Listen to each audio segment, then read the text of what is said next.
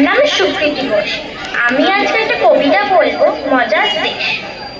এক যে আছে মজার দেশ, সব রকমের ভালো। রাত্রিরেতে বেজায় রোদ, দিনে চাঁদের আলো। আকাশ সেথা সবুজ বরণ, গাছের পাতা নীল। ডাঙায় জলে রুই কাতলা, জলের মাঝে চিল। মন্ডা মিঠাই তিতো সেথা, ওষুধ লাগে ভালো। অন্ধকারটা সাদা দেখায়, সাদা জিনিস কালো। ছেলেরা সব খেলা ফেলে বইনে বসে পড়ে। মুখে লাগাম দিয়ে ঘোড়া লোকের পিঠে চড়ে। ঘুড়ির হাতে বাঁশের লাটাই উঠতে থাকে ছেলে।